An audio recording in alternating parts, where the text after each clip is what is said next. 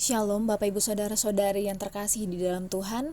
Malam ini saya ingin mengajak kita semua merenungkan satu bagian firman Tuhan dari Kejadian 12 ayatnya yang ke-10 sampai ayatnya yang ke-20.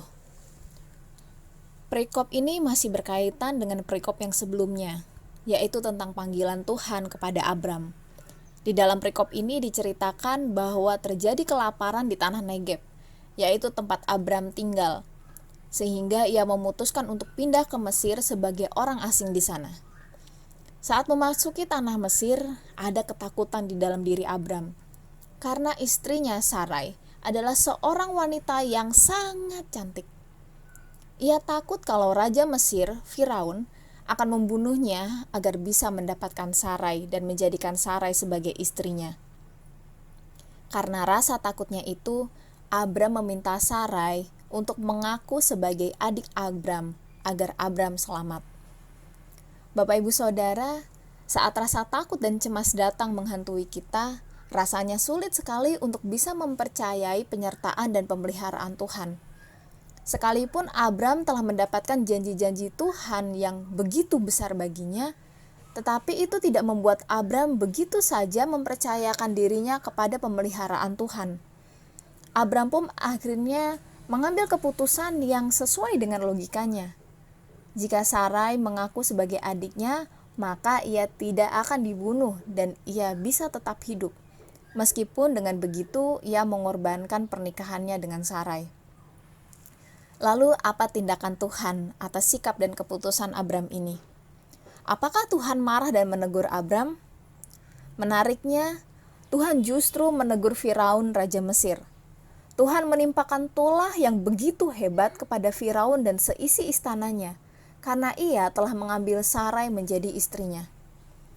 Bapak Ibu Saudara, tindakan Allah ini rasanya berada di luar logika kita. Mengapa Allah justru menegur Firaun yang sama sekali tidak tahu bahwa Sarai adalah istri Abram, dan tidak menegur Abram yang telah berbohong?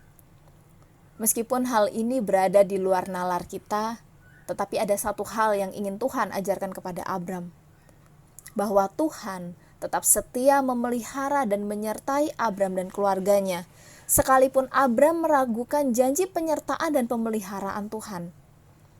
Tuhan tidak pernah terintimidasi dengan keraguan Abram. Ia tetap setia kepada orang-orang yang dikasihinya. Kesetiaan Tuhan juga berlaku bagi kita saat ini, kita yang telah dipanggil dan ditebus olehnya. Di dalam perjalanan kita mengikuti Tuhan, bukankah kita sering ditimpa rasa takut dan cemas karena banyak hal yang mungkin mengancam kita, dan akhirnya kita mengambil keputusan sesuai dengan logika kita sendiri dan bukan sesuai dengan kehendak Tuhan. Dalam ketakutan dan kecemasan, kita sering lupa akan janji pemeliharaan dan penyertaan Tuhan. Tapi puji Tuhan, kita punya Tuhan yang setia, yang tidak akan terintimidasi oleh keraguan kita. Dia selalu punya cara menyelamatkan dan menolong kita. Apakah kita mau belajar mempercayakan hidup kita dalam penyertaan dan pemeliharaan Tuhan? Mari Bapak Ibu Saudara, saat kita berada dalam ketakutan dan kecemasan, tenangkan diri kita. Kita cari Tuhan, serahkan hidup kita kepada penyertaan dan pemeliharaan Tuhan, dan bertindaklah sesuai kehendak Tuhan. Sekian renungan kita di malam hari ini. Tuhan memberkati kita semua. Amin.